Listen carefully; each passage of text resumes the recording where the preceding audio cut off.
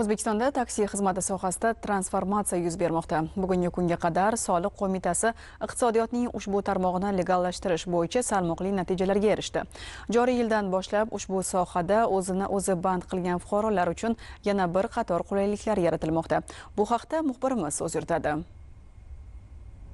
O'zbekistonda taksi xizmatlar bozori juda tez rivojlanmoqda. Bu birinchidan sohaning zamon talablariga mos raqamlashayotgani bilan bog'liq bo'lsa, ikkinchidan tizimni legallashtirish bo'yicha amalga oshirilgan ishlar samarasidir. Soliq qo'mitasi ma'lumotlariga ko'ra, taksi xizmatini soyadan shaffof biznesga aylantirish bo'yicha ko'rilgan chora-tadbirlar natijasida o'tgan 2024-yilda qonuniy taksi bozori hajmi salkam 6 trillion so'mga o'sgan va ushbu sohada bugun rasmiy faoliyat yuritib daromad topayotgan yurtdoshlarimiz soni 736 ming nafarni tashkil etmoqda. Joriy yilning 27 fevral kuni qabul qilingan prezident qarori bilan endilikda taksi xizmati bilan shug'ullanuvchi fuqarolar o'zini o'zi band qilgan holda doimiy faoliyat ko'rsatishlari mumkin. Yengil avtotransport vositalarida yo'lovchilarni tashish faoliyati o'zini o'zi band qilgan shaxslar shug'ullanishi mumkin bo'lgan faoliyat turi ro'yxatiga kiritildi. 2025-yil 1-yanvargacha vaqtincha ruxsat etilgandi, endi bu doimiyga ruxsat etildi. O'zini o'zi band qilgan shaxslarni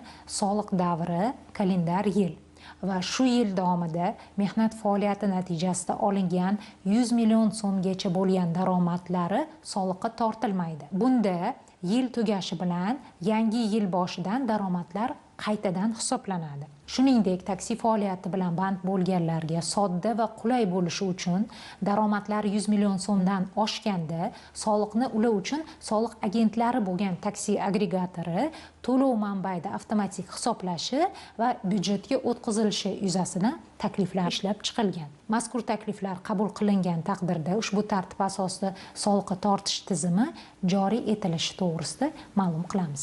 Shuningdek, taksichilar endilikda avtomobillarga taksi belgisini o'rnatish majburiyati va rang bo'yicha cheklovlardan ham ozod qilinadi. Ma'lumot uchun o'zini o'zi band qilgan shaxs sifatida ro'yxatdan o'tishni Soliq mobil ilovasi orqali bepul amalga oshirishingiz mumkin.